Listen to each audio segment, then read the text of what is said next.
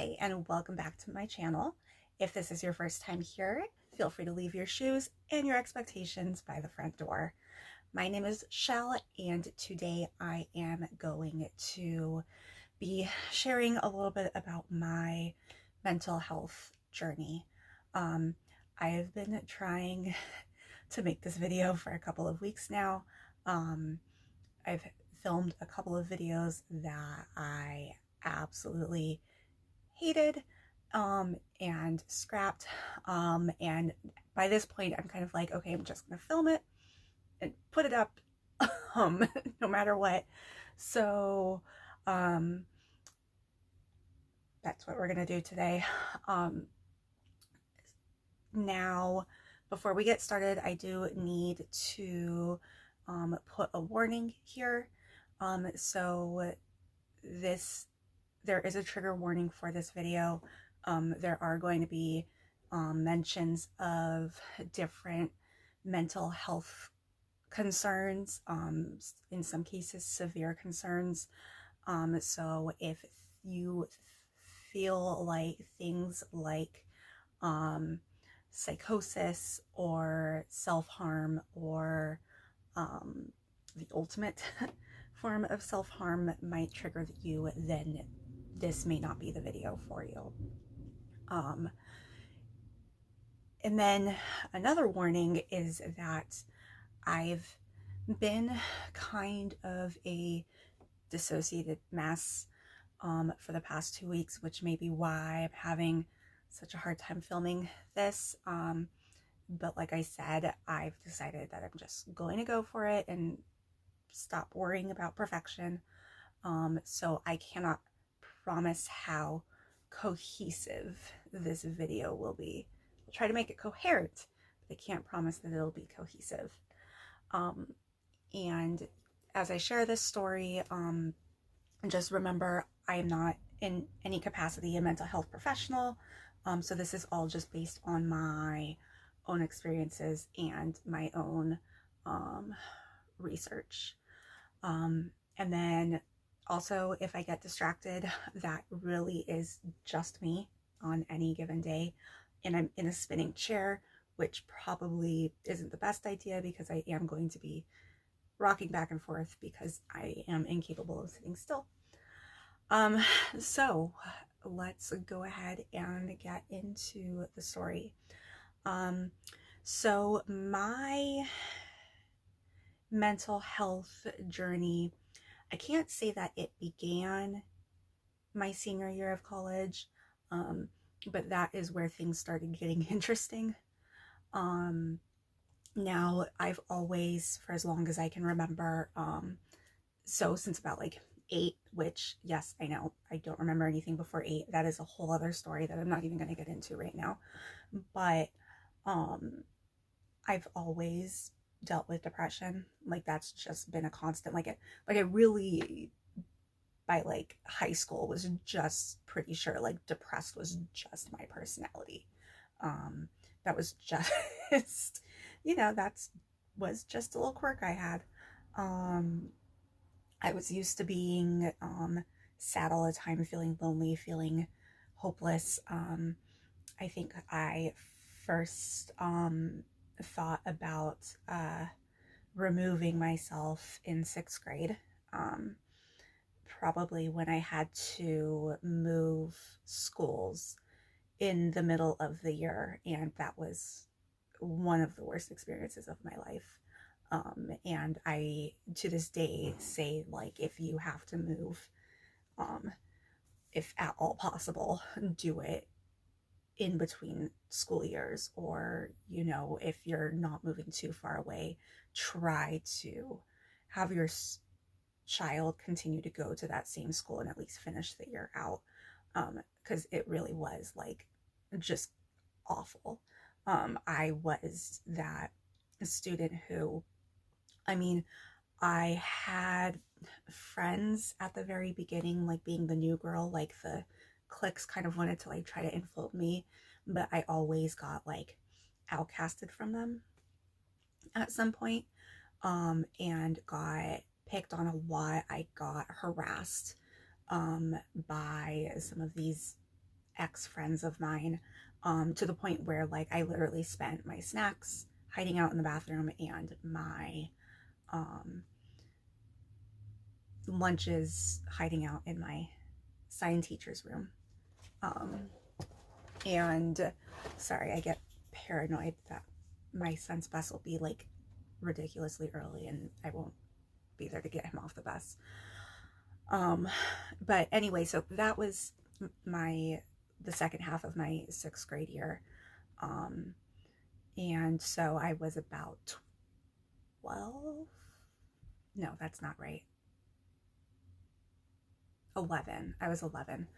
And that was kind of like, it wasn't the first instance of problems at school. Like school was always kind of like not great for me. And I got teased a lot because I was really short. I was really thin. My 5th grade yearbook, every single message in that yearbook said, over the summer, said, grow and gain some weight. That every single message in my 5th grade yearbook. So that was fun. I, for some reason, had a habit of choosing friends that were really good at putting me down. And so by middle school, this kind of just became normal for me. I just, kind of accepted the fact that like I was never going to be the cool girl. I was never going to be the popular girl. I was always going to be like the sidekick that could be easily used and abused. And that kind of was how things were for most of my schooling. I don't remember a lot from high school. I've got like patches of memory here and there. I definitely there was definitely a continuation of just like building on that framework of really low self-esteem, and like, but like in really weird ways. Like I definitely felt like I just was not a great person, and I felt like I just was not lovable. But at the same time, like there were certain things that I just would not stand for. Like, if of the few boyfriends I had, if they like did something that was kind of like, I can't deal with this, I would break up with them. Even though I knew that like this may be the last guy that ever likes me, but I can't deal with this. Like I can't do it. It was usually around the idea of like being too smothering. Like if they wanted me to spend all of my free time with them, I had no interest. The guys that wanted nothing to do with me though, those were the ones that I really liked, because I was a functional teenager whose brain made complete sense. Like it was like the more the guys seemed uninterested in me, the more I liked them, because that's healthy. But so this is all kind of like setting up how I saw myself by the time I would finally get a diagnosis. And like, so for the longest time, my memory of school was always, I was always depressed and life was never worth living. And the only reason that I was still alive was I was too chicken to do anything about it. And that is not a great feeling. Like when you, like, if you've never been in that kind of depression before, it's really crappy to be like, I am a terrible person. I have no reason to live. I have no worth, but I am too chicken shit to do anything about it. And it just becomes one more thing on this long list of terrible things about yourself. So by the time I graduated, I was ready to get the hell out of Dodge. I was like, I'm not going to college in this town. I don't plan to ever live in this town again. Like, peace. Don't even look in the rearview mirror. I never want to see any of you people ever again. Um, it's a little bit of an exaggeration. Obviously, I did have some friends that I cared about, but like for the most part, I was like, I don't want anything that would remind me of these past 4 years, because this literally, like, people who are like in this day and age when they're like, oh, if I could repeat any time in my life, I wish I could go back to high school. I'm like, are you crazy? Like, absolutely not. Worst time of my life. um 0 out of 5 stars, would not recommend. So yeah, I made it through that by the skin of my teeth. I would rather not repeat it, thank you very much. um so by college, it was, I'd say by college, like, in looking back on it now, I can say that like the friendships I had were definitely more mature. I was not the, the second fiddle to somebody else's. I was not there to make somebody else feel better in most of my friendships. So that was, a nice change. But it was still not enough to kind of break this narrative of myself that I'd already um, been telling myself. And so I was always finding reasons of why I failed when comparing myself to other people. Either I wasn't smart enough, or I wasn't pretty enough, or I wasn't focused enough, I couldn't work hard enough. At the time, I had not yet been diagnosed with ADD, did not know that wasn't even on my radar.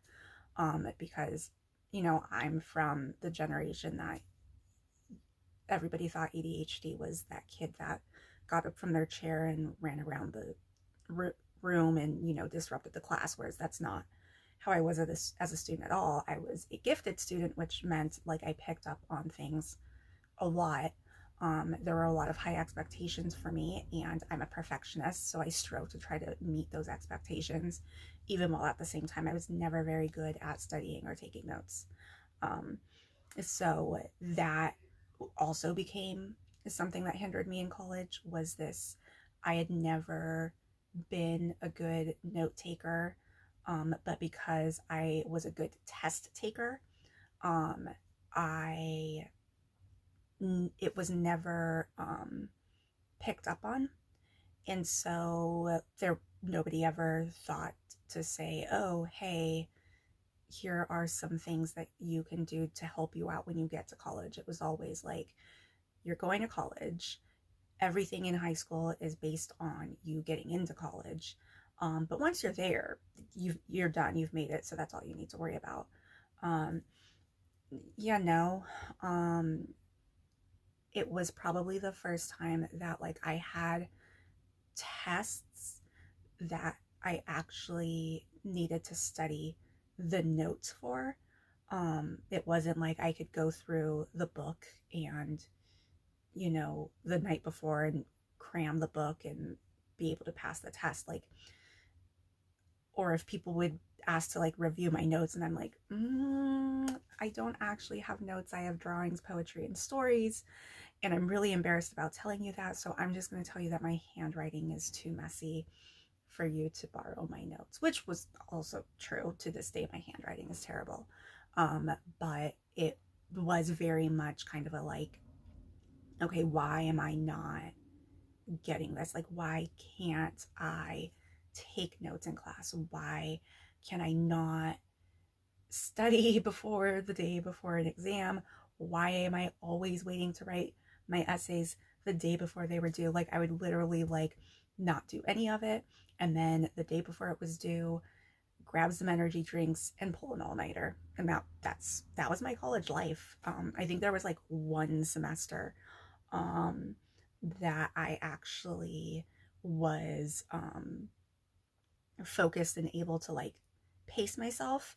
And interestingly enough, I think it was like trauma that allowed me to do that. Because my brain works in reverse. So by the time I was in my senior year of college. I was overextended because I was involved in everything on campus, to the point that my father was like, okay, remember, you're not majoring in extracurriculars. Like, you do need to actually get your degree. It's not just about all of these different clubs and organizations that you're in. But I couldn't say no. And would have, I would go like weeks where I just barely slept, and I was doing all of these organizations. And even my professors would be like, okay, how are you? You are a leader in all of these different things. You're doing interviews on TV. You're being interviewed by the newspaper. You're doing all of these things, but you can't get your assignments turned in. Um, and so it was like, there was no leeway for me, because as far as they were concerned, there was absolutely no reason for me to not get assignments turned in. And because I wasn't diagnosed yet, there was no help available to me. And I didn't even know that there was help needed, or that there even would have been help that I could have had. I just figured it was just another reason why I was just an awful person. But I just, was like, okay, well, I'm going to do what I have to do. Okay, so fast forward. Sorry, that was all the boring part. I got diagnosed right after my spring break in the last semester of my senior year.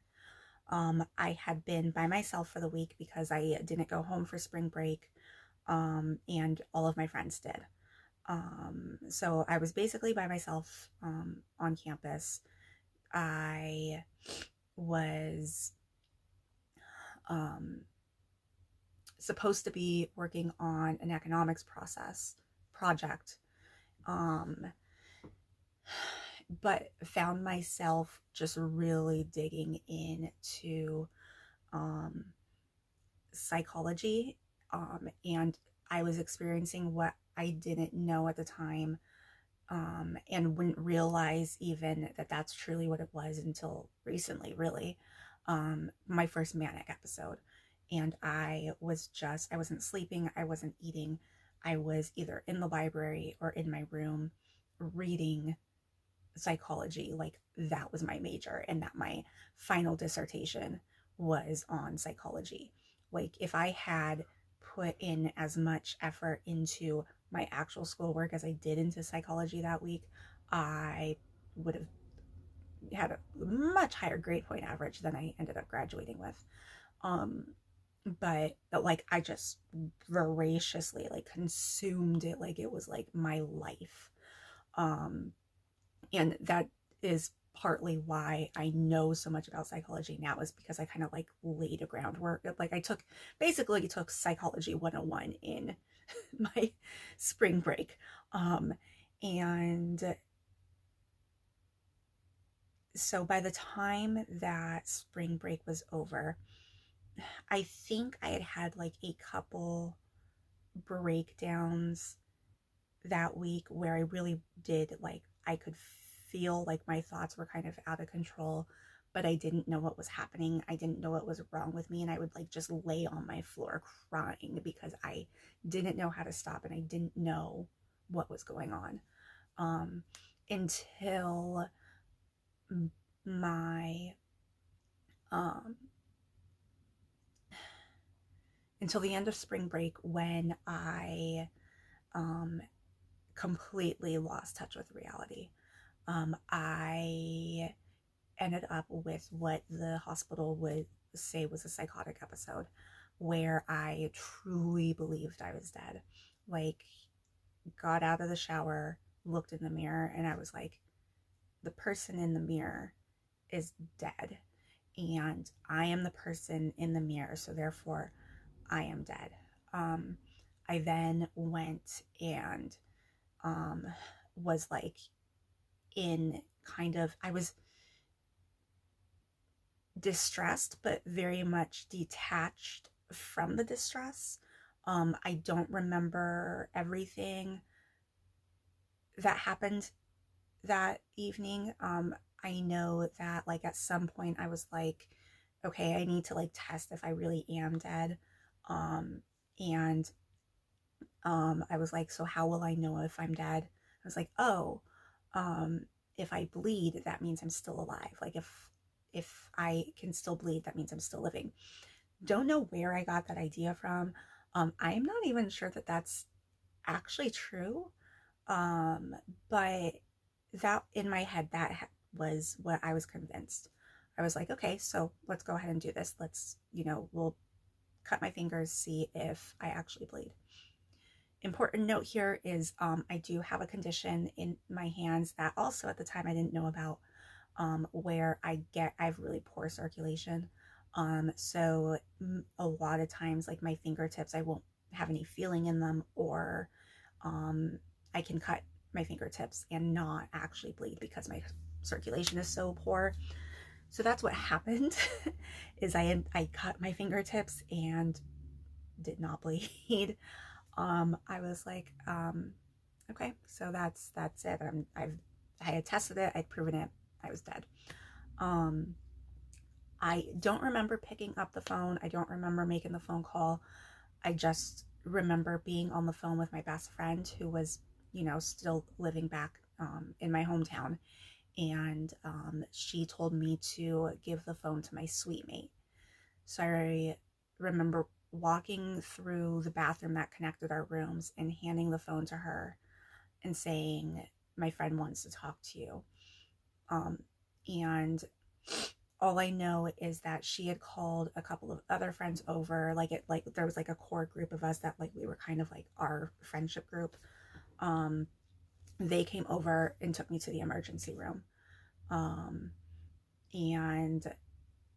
the next thing I remember is I was sitting in the emergency room on like a gurney, drinking orange juice through a straw. And they, once they finally like were convinced that I was no longer in this episode, they discharged me after I'd finished the orange juice. The paperwork said a vitamin deficiency and psychosis, and I had an appointment with a therapist the next day. And that was the very interesting story that kind of started this whole mental health journey. I am going to continue this story, but I'm going to cut this video here because I've already been talking for a while, and that way if anybody doesn't want to do this all in one sitting, then they can just stop watching this and watch part 2 another time. So I'm going to end part 1 here. I am going to be uploading these at the same time, so I will link part 2 here. And so if you want to hear the rest of the story right now, go ahead and click this link. If not, feel free to come back and watch part 2 later. I will also link it in the description. And if you are not continuing the story with me, until next time, take care and stay well.